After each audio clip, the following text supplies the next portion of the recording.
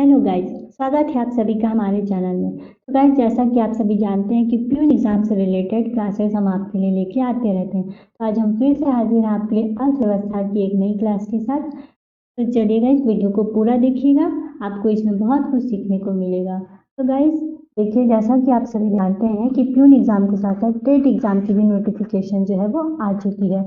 18 सितंबर को TET exam होना तय हुआ है।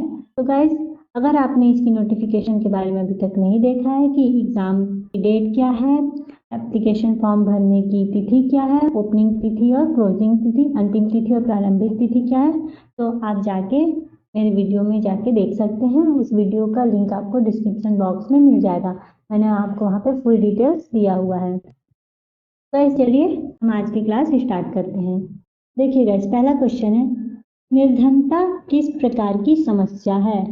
निर्धनता, गरीबी किस प्रकार की समस्या है? सामाजिक है, आर्थिक है, बहुआयामी है या इनमें से कोई नहीं? तो देखिए, निर्धनता जो होती है वो एक बहुआयामी समस्या होती है।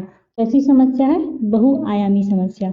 बहुआयामी समस्या क्या होती है? तो ऐसी समस्या जिसमें आपको पोषण, स्वास्थ्य, शिक्षा, आवास और विकास जैसे कई क्षेत्रों को आपको प्रभावित करती है। ठीक है गाइस, जैसे देखिए, अगर कोई व्यक्ति निर्धन है तो उसकी वजह से उसके पोषण पे, उसके स्वास्थ्य पे, शिक्षा पे, आवास पे और उसके विकास पे, इन सभी क्षेत्रों पे जो है वो प्रभाव पड़ता है। ठीक है गाइस, इन सभी क्षेत्रों को जो है वो प्रभावित करती है। तो निर्धनता कैसी समस्या है? तो एक बहुआयामी समस्या है। ऑप्शन नंबर सी इसका करेक्ट आंसर हो जाएगा। चलिए गाइस देखिए, निर्धनता निर्धनता अर्थात जब व्यक्ति मूलभूत आवश्यकताओं तक पहुंचने में असमर्थ हो। देखिए, यहाँ पे बात करें मूलभूत आवश्यकताओं की, ठीक है, जिसमें बहुत सारी चीजें आती है, रोटी, कपड़ा, मकान, पोषण, स्वास्थ्य, शिक्षा, आवास, ठीक है, ये सारी चीजें। तो मौलिक जरूरतों को भी पूरा न कर सके तो वह गरीबी है। ठीक है, उसी को हम निर्धनता करते हैं, जिसमें हम अपनी मौलिक जरूरतों को भी पूरा नहीं कर सकते हैं। यह एक बहुआयामी समस्या है क्योंकि यह पोषण, स्वास्थ्य, शिक्षा, आवास, विकास जैसे कई क्षेत्रों को प्रभावित करता है। भारत में गरीबी की तीव्रता की माप बहुआयामी गरीबी सूचकांक के द्वारा किया जाता है। चलिए गाइस, आगे बढ़ने से पहले मैं आपको नोटिस देना चाहूंगी कि हमारे CGPSC ड्रीम एकेडमी के द्वारा, हमारे चैनल के द्वारा एक टेस्ट सीरीज चलाया गया है, जो कि CG प्यून जो आने वाला है और CG टेट, चपरासी भर्ती परीक्षा और शिक्षक भर्ती परीक्षा, इन दोनों के लिए ही टेस्ट सीरीज का आयोजन किया गया है, जो कि 5 सितंबर से प्रारंभ हो जाएगा ये टेस्ट सीरीज। और रजिस्ट्रेशन जो है वो इसका चालू हो चुका है। तो आज 1 सितंबर है और 5 सितंबर से ये टेस्ट सीरीज आपको मिलना चालू हो जाएगा। आपको इस टेस्ट सीरीज को दिलाने के लिए क्या करना होगा? तो आपको डिस्क्रिप्शन में दिए हुए लिंक पे जाके आपको रजिस्ट्रेशन कराना होगा। बात करें इसकी फीस की, तो CG प्यून इसका फीस भी जो है 149 रुपीज़ है, मात्र 149 रुपीज़ इसका फीस रखा गया है। और CG टेट एग्जाम, इसका भी जो फीस है वो मात्र 149 रुपीज़ है। आप दोनों में से जो भी टेस्ट लेंगे उसका फीस 149 रुपीज़ है। आप चाहे तो दोनों टेस्ट दिला सकते हैं। तो गाइस, इसमें वो क्वेश्चन रखे गए हैं जिससे आपकी तैयारी जो है बेहतर हो जाएगी। देखिए, आयोग के पैटर्न पर आधारित प्रश्न पत्र मिलेगा आपको। ठीक है गाइस, इसमें जो क्वेश्चन होंगे वो आयोग के पैटर्न पर आधारित होंगे, जिससे आपको पता चलेगा कि प्यून एग्जाम और CG टेट एग्जाम में किस टाइप के क्वेश्चन जो है पूछे जाते हैं, और उसके हिसाब से आपकी तैयारी जो है वो कितनी बेहतर है। साथ ही साथ गाइस, मैं बात करूँ, ये जो टेस्ट है आपको ऑनलाइन तरीके से देना होगा। इसमें हम आपको एक लिंक प्रोवाइड करेंगे, उस लिंक के माध्यम से आप टेस्ट दिला सकते हैं, और साथ ही साथ हम आपको प्रश्न पत्र प्लस OMR शीट भी प्रदान की जाएगी, आपको दिया जाएगा।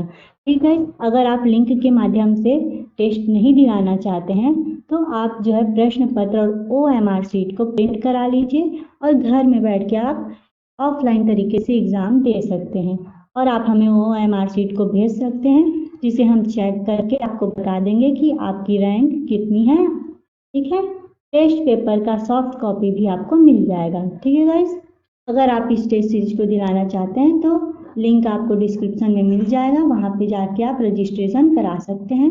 रजिस्ट्रेशन चालू हो गया है। ठीक है गाइस, तो चलिए आगे बढ़ते हैं। देखिए, अल्प विकसित देशों में गरीबी का मुख्य कारण है। क्या कारण है अल्प विकसित देशों में गरीबी का? देखिए कारण जो है वो आय में असमानता है। ठीक है, देखिए आय अल्प विकसित देशों में गरीबी का जो मुख्य कारण होता है वो आय में असमानता। ऑप्शन नंबर 20 का करेक्ट आंसर हो जाएगा। चलिए, निर्धनता का दुष्चक्र की अवधारणा संबंधित है, किससे संबंधित है? रेगनर ने जो है इनकी व्याख्या की थी। ठीक है, चलिए तो ऑप्शन नंबर 20 का करेक्ट आंसर हो जाएगा। देखिए, प्रोफेसर रेगनर नर्से के अनुसार है, क्या कहा था इन्होंने गरीबी के बारे में कि गरीबी का कारण गरीबी ही है। कोई व्यक्ति गरीब है क्योंकि वह गरीब है, कोई व्यक्ति गरीब इसलिए क्योंकि पहले से ही वो गरीब है। ठीक है, गरीबी के दुष्चक्र का प्रतिपादन रेगनर नर्से ने किया था। गरीबी के दुष्चक्र के अनुसार कोई व्यक्ति गरीब है इसलिए उसके पास संसाधनों का अभाव है। अगर कोई व्यक्ति गरीब है इसलिए उसके पास संसाधनों का अभाव है, अगर वो अमीर रहता है तो उसके पास संसाधन होते। परिणाम स्वरूप कम उत्पादन, आर्थिक गतिविधियों में कमी, रोजगार में कमी, जिससे आय कम प्राप्त होता है, जिसका नकारात्मक प्रभाव बचत एवं निवेश पर पड़ता है, जिससे पुनः संसाधनों का अभाव हो जाता है और वह व्यक्ति गरीब ही रह जाता है। ठीक है, ये किसके अनुसार है? रेगनर नर्से के अनुसार इन्होंने गरीबी की परिभाषा बताई थी। ठीक है गाइस, चलिए अगला क्वेश्चन है, निम्न में से कौन भारत में राष्ट्रीय एवं राज्य स्तर पर निर्धनता के अनुमानों के लिए केंद्रक अभिकरण है? कौन है? तो देखिए वो है योजना आयोग। ठीक है, जो केंद्रक अभिकरण है वो है योजना आयोग। ऑप्शन नंबर डी इसका करेक्ट आंसर हो जाएगा। चलिए देखिए, वर्तमान में भारत में राष्ट्रीय एवं राज्य स्तर पर निर्धनता के अनुमानों के लिए केंद्रक अभिकरण नीति आयोग है। इसके पूर्व योजना आयोग केंद्रक अभिकरण था। ठीक है, इससे पहले कौन था? केंद्रक अभिकरण योजना आयोग था। अगला क्वेश्चन है, निम्न में से किस समिति की नियुक्ति निर्धनता आकलन के लिए नहीं की गई थी? ठीक है गाइस, कौन सी ऐसी समिति थी जिसको निर्धनता के आकलन के लिए नहीं बनाया गया था? तो वो है विजय केलकर समिति। ऑप्शन नंबर ए इसका करेक्ट आंसर हो जाएगा। चलिए, मौसमी बेरोजगारी संबंधित है, इससे संबंधित मौसमी बेरोजगारी देखिए सार्वजनिक क्षेत्रों से, कृषि से, निजी क्षेत्रों से या उपयुक्त में से कोई नहीं। देखिए मौसमी बेरोजगारी मौसम के हिसाब से बेरोजगार हो जाना, तो वो होता है कृषि के क्षेत्र में। ठीक है गाइस, कृषि के क्षेत्र में। चलिए तो ऑप्शन नंबर 20 का करेक्ट आंसर हो जाएगा। चलिए अगला क्वेश्चन है, भारत में छिपी हुई बेरोजगारी के मुख्य लक्षण हैं।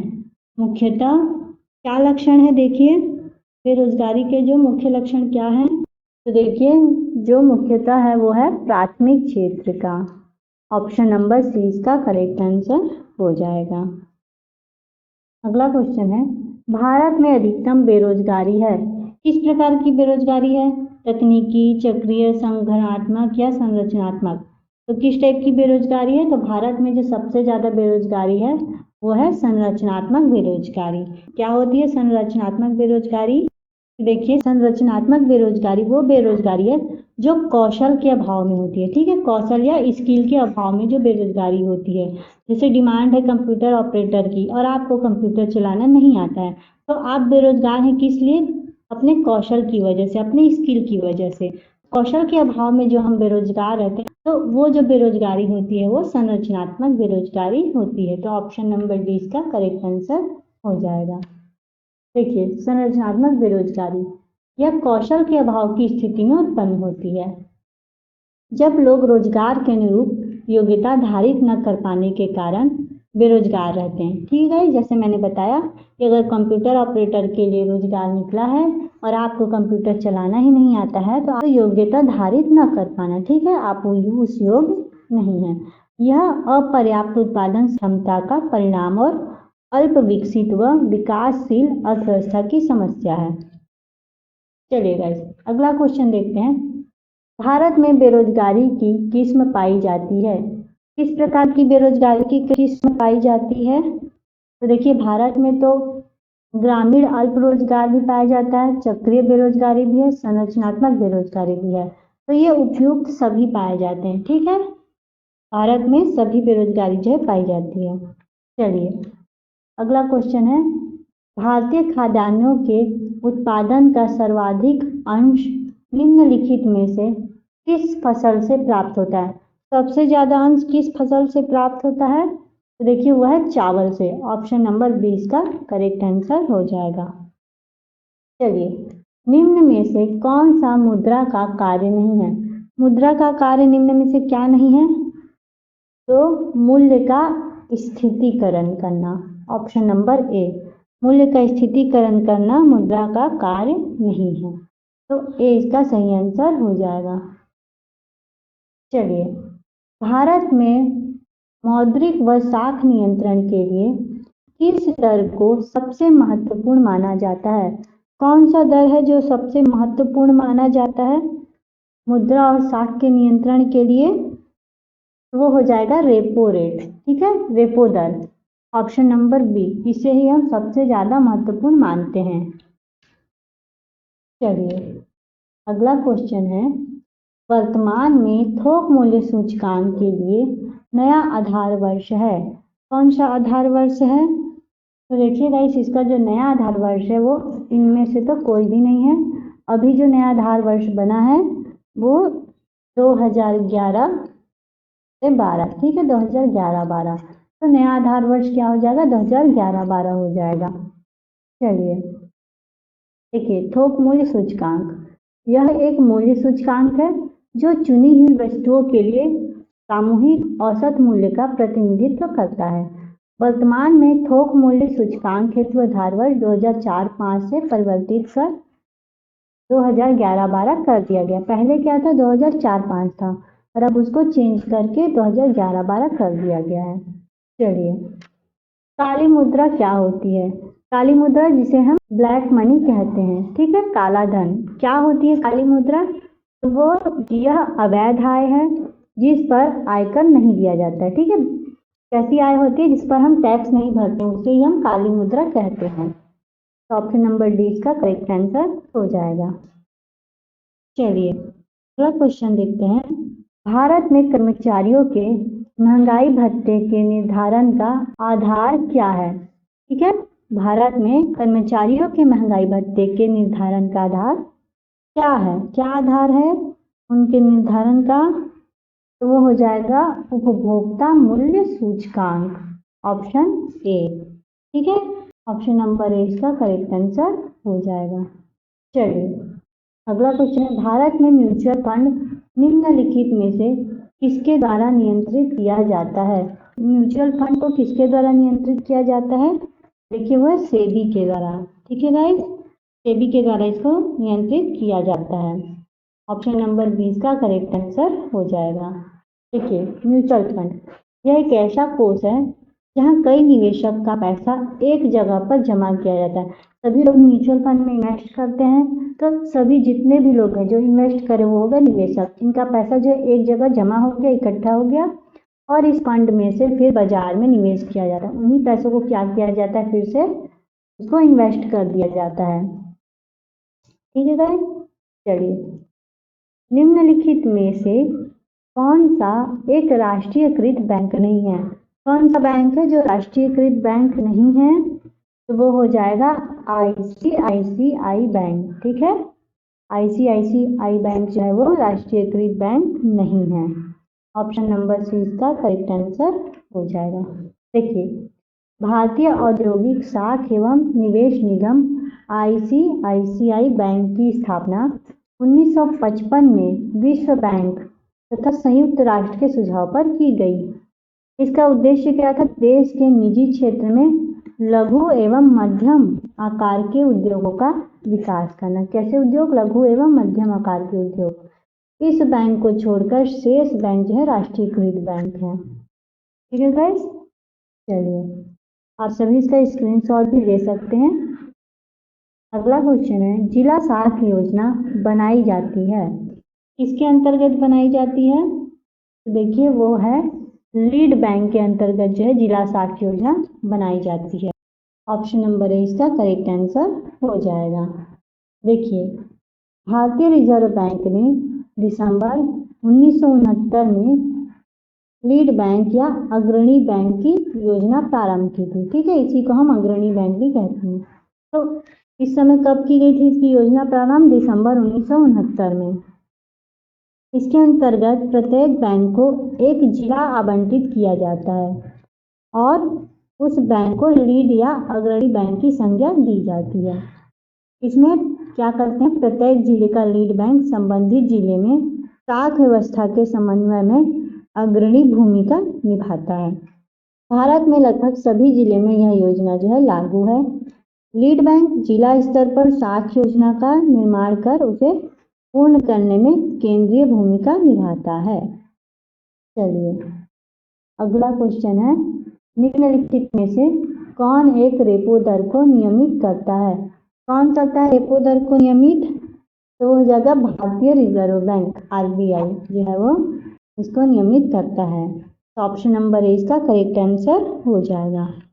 चलिए, अग्रणी बैंक योजना प्रारंभ हुआ था, कब हुआ था? अभी मैंने आपको इसके आगे वाले क्वेश्चन में बताया, अग्रणी बैंक या लीड बैंक इसका प्रारंभ कब हुआ था? तो दिसंबर 1969 में। ऑप्शन नंबर सी इसका करेक्ट आंसर हो जाएगा। तो गाइस, हमारे 20 क्वेश्चन यहीं तक समाप्त होते हैं। तो गाइस, मैंने आपको अभी बताया था कि CGPSC ड्रीम अकेडमी के द्वारा टेस्ट सीरीज चालू किया गया है CG प्यून और CG टेट का। ठीक है, चपरासी भर्ती परीक्षा और शिक्षक भर्ती परीक्षा का। इन दोनों ही टेस्ट सीरीज जो है वो आपको 5 सितंबर से प्रारंभ हो जाएंगे। रजिस्ट्रेशन जो है चालू हो चुका है। और बात करें CG प्यून टेस्ट के प्राइस की, तो 149 रुपीज़ इसका प्राइस है और CG टेट परीक्षा इसका भी प्राइस 149 रुपीज़ ही है। आप दोनों में से जो भी टेस्ट है आपको 149 रुपीज़ में मिल जाएगा। तो गाइज, आप जरूर इस टेस्ट सीरीज को खरीदें, लिंक आपको डिस्क्रिप्शन में मिल जाएगा। तो गाइज, हमारा वीडियो यहीं तक था। आपको हमारा वीडियो कैसा लगता है कमेंट्स करके हमें ज़रूर बताएं और ऐसे ही वीडियो देखने के लिए हमारे चैनल को लाइक, सब्सक्राइब एंड शेयर ज़रूर करें। फिर मिलेंगे गाइज हम अपने अगले वीडियो के साथ। तब तक के लिए take care and keep learning.